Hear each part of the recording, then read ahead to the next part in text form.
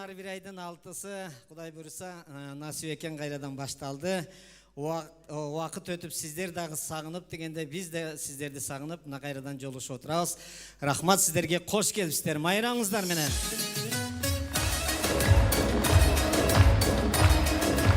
Мына концерттин башында өзүңүздөр күбө болуп атасыздар. Ар бир айдын 6-сын жаңыча баштайлы. Жаштар менен жаңы муун, мына биз жаштар чыгып атабыз, жаштар менен жаңыча баштайбыз, коррупциясы жок баштайбыз десем деп айтышса, сиздер аябай кубанып кол чаптыңыздар, Мен сиздерге бир нерсе айтып коеюн.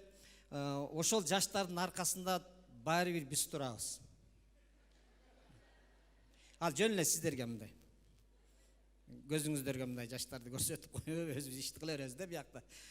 Булар деле өзүбүздүн тарбия, мурдагы көчтү, кийинки көч улайт болуп элечи. Анан эме жалпыңыздарга да бир жолу майраңыздар менен өтүп кеткен айт майраңыздар, курбан айт майраңыздар кут болсун, курбан ыраазы болсун. Ушунча толуп келгениңиздерге рахмат, спорт сарайы ыраазы болсун.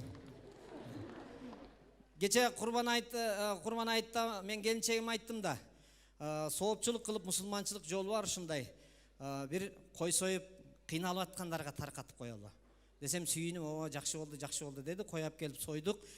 Чийкилей таркатыш керек да билесиздер. Анан баарын даярдап пакетке салып, кыйналып аткандардын аттарын жазып койдум деди. Жакшы болгон турбайбы деп барып пакеттерди карасам, жалаң кайын журтум жазып коюптур да. Арасында бир эле мен тууган бар экен, кыйналып аттыр да. Калганы бүт кайын журт экен. Ошентип кече мен курбан айтта кайын журттан соопчулук алдым.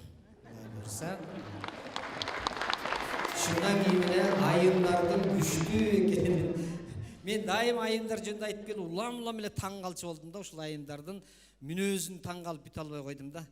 Мына бул жерде алдыда дагы мына коюп мына досторум отурат. Мен ушуларга как раз айтып коеюн дедим эле да. Дайыма мен жумушта жүрүп келатсам, айымдарда бир ушундай бир мүнөз бар, таң калам да.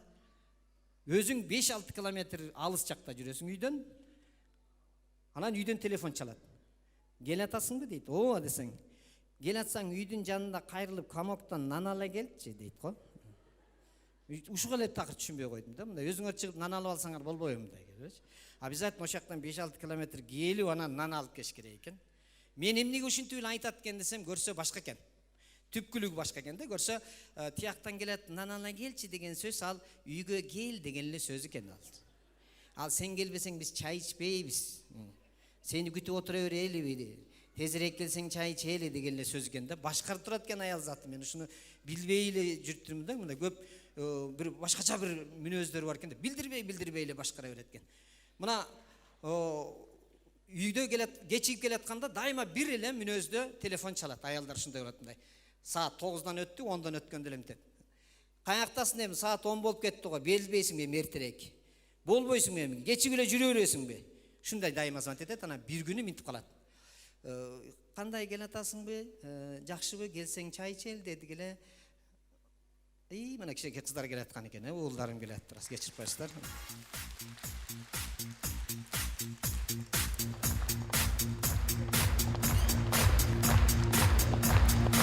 Рахмат, сау болуп бактылуу болушуна.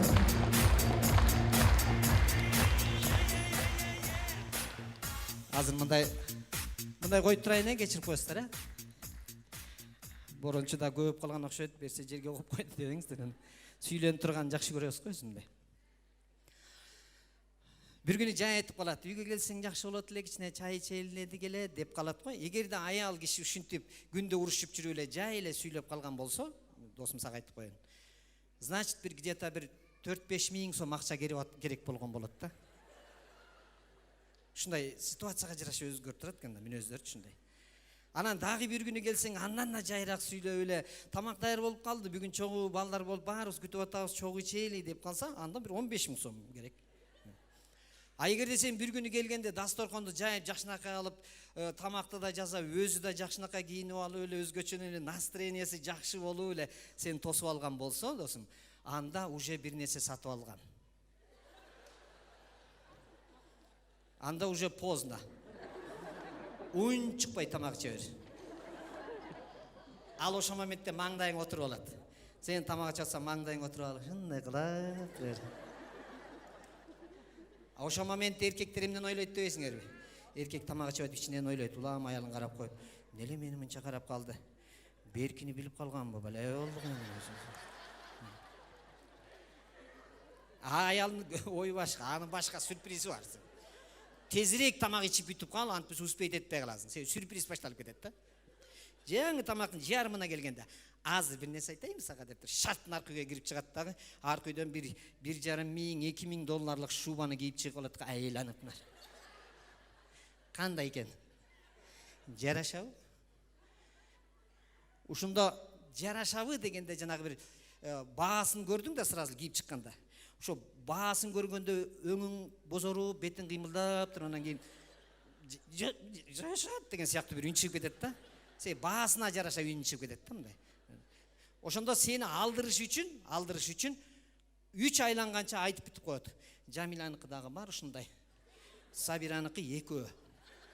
Аныкы узун кыска, просто бирден сыдырып кошуп коет, кайра алып коет.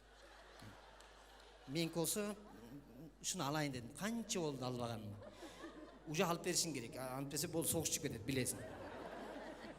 Эми мейли. Эми алышың керек, сен да эл катары алышың керек дедиңби, макул болдуң да. Бир аз чай ичип отургандан кийин болбойсуң, ичиңде баягы мен кыйналып тургандан ачууң келип кетип, кайра баштай бересиң го, эркек ушундай да. Бир аздан кийин уруш баштайды. Кое турбайсың мен ушунун деп. 2 миң долларга ушуну алып албай эле. Элдин баары кыйналып атканда. Жок, 20 миң сомго пальто кийип турсаң, тоң өлүп каласыңбы кичине мындай. Эмне алып алдың эми? Десең, аял ушундай жооп берет. Аял заттын жообу укмушта митет. Үйгө келген ырыскыны түртпөчү дейт го. Ырыскысын карап кой. Аял зат ошол ырыскы кирип келгенче, толук үйгө кирип бүткөнчө арыктап бүтүп каласың да ошо. Сен ырыскыны сен алып келесиң да, до конца алып келишиң керек да ырыскыны. Ушундай сонун мүнөзү бар. Аял затын дайыма настроениясы жакшы болуп турушу үчүн мен бир нерсени байкадым. Мына 50 жаш курагынан өткөндөн кийин эле эмнели ынтымактуу жашап калышат десе, көрсө эркек аялга макул болуп калат экен. Просто сен айткандай бирдеке десе да болду, эми айттың да бара бересиздер. Муну кылып койбойлубуз, айтты кыла бересиздер. Бияка барып келбейсиз, мейли бара бересиздер. Баспайсыңыз, мейли деп ичип калат го. Ушу 50 курактан өткөндөн кийин баягы кичине мурдагыдай акча таппай, молодой болбой, кичине неме болуп калат да, ошондо аял заты угутур эме боло баштайт экен да. Мындай үстөмдүк кылып, конок чакырсаң жактырбай ушинтип берет го. Ошол моментте бир жолу бар экен, байкелер, сиздерге бир совет болсун, кеңеш. Үйгө конок чакырганда аялың дайыма жаркылдап тосуп алыш үчүн кайын журттан бир 2 кишини кошуп коюш керек экен. Болду. Кухня жака барбай деле койсоң болот. Өзү эле жоктон баргылып эле күлүп жайнап эле настроение сонуп эле жаркылдап эле ушинтип тоса берет экен да. Анан дагы бир нерсени байкап калдым. Мен мисалы туулган күнүм болуп калса, белек алып келишет го, досторум, туугандарым белек алып келет го. Кайын журтум келет. Досторум, туугандарым белек алып келсе эле, бирдеке алып келсе, кийим алып келсе эле жарашпай калат, шалбырап, өзүм деле кыйраткан чоң эмесмин. Баары эле шалбырай берет, чоң болуп эле, көйнөгү деле костюм эле. Кайын журт алып келсе, чап-чакты размери менен. Неге мындай болот экен деп ойлонуп жүргөм. Көрсө секрети мындай экен.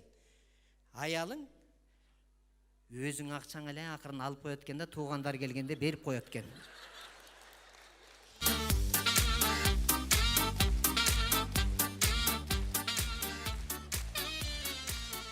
Сен болсо өзүң акчаңа өзүң кийинип алып эле, кыялданып эле кадырант. Мына монда кайын журт алып келген да чак. Эми берки чоңурактарың болсо той-пой калып барып, аш той калып барып жок кылып бересиң, подарка кылып. Анан чакты өзүң кийип аласың да. Анан тойго барып калсаң, кире бериште бир ресторанда күскүлөр болот, ошол жерге туруп мындай кылып карап, мынтип өзүңдү карап атсаң, аялың сөз жаныңда даяр болуп калат да, сурайт. Мына костюм сага аябай жакшы жарашат десе, эчтеке деле оюң жок эле. Ооба десең митет. Бул эсиңдеби, баягыда балдызың туулган күнүң алып келип эди беле деп. Карачы, технично кайын журтка бура баштайт экен да сен. Кийин бара кайын журтка окуп кетип атканың ошондон экен да. Аял заты өзү негизи ушунчалык мындай бир биз ойлойбуз го, аял заты мындай анан биз акылдуубуз деп. Өзү негизи бизде эмес экен акылдуу. Аял затында экен акыл. Мына мисалы биз жаш кесибизде бир кызды жакшы көрүп калып, ошону сүйлөшүп жүрүп анан үйлөнөбүз го. Ичиңде минт ойлойсуң да, мен тандадым деп ойлойсуң го. Көрсө андай эмес экен, мен кийин билдим. Көрсө сен тандабай эле, сен тандалат экенсиң.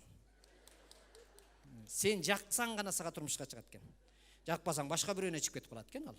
А сен башкасын тандап алып жүрө берет экенсиң да. Аял заты тандайт экен бардык нерсени. Болду сен тандадың, үйлөнгөндөн кийин деле сен жок дегенде костюмду өзүң тандасаң болот. Аны деле тандай албайсың. Аялың айтат бир күнү, жүрчү базарга сени кийиндирип келейин деп баласын окшоп эшитип алат го. Базарга кирип бир камокко киргенде эле бир костюм жаап калса эле барып кармалап, "Но кара костюм жакшы экен, ушуну кийсем болобу?" десең эле, "Ал жарашпайт сага. Көгүн кий, ачыгыраак." Ошол. Жема караны кире беринчи. Көгүн кий деп атпайм. Жарым саат урушасың, жарым сааттан кийин көк костюм кийип чыгып кетип атасың да. Бүт аялың айткандай болот. Аялың тандагандай болот. Эркек байкуш эч нерсени тандабайт, бир эле нерсени тандайт экен. Курбан айтка эле кой тандайт экен бул. Башка колунан эч нерсе келбейт экен.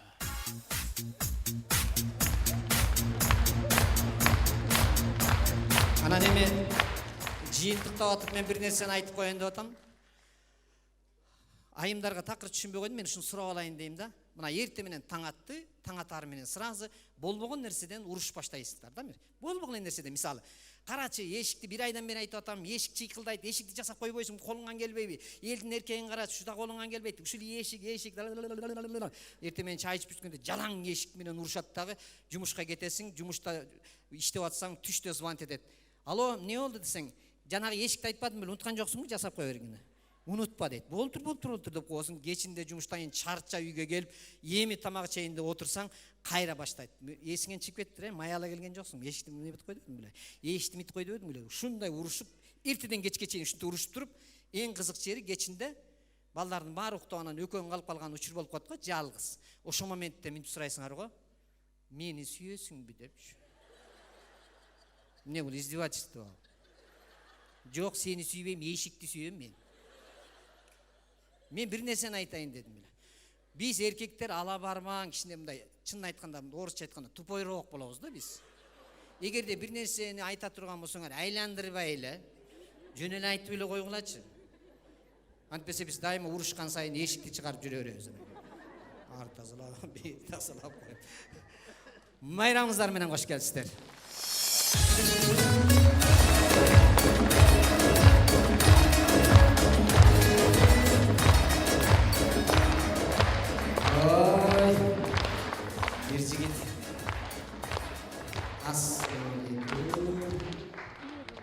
Атың ким? Барсбек. Барсбек? Бери келчи, мен сенден бир нерсе сурайын. Сен жана Кыргызстандын гимнин билесиңби? Ооба. Ырдап берчи, биякты кара ырда. Ырда. Ак мөңгүлү асказолор талалар, элебиздин жаңы келе барабан, самсыз кыйлык ала торсу берткенде сактап келди биздин ата бабалар. Алгалай бер кыргызым, азаттыктын жолунда өркүндөй бер, өзү бер, өз актырын колунда.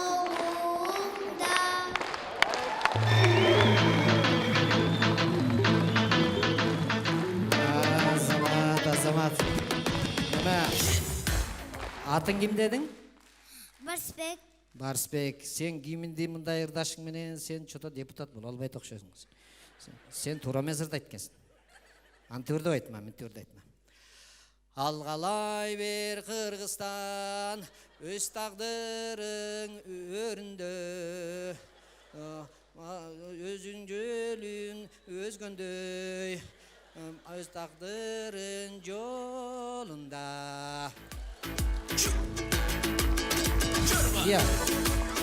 Антип ырдабайт, антип депутаттар ырдайт.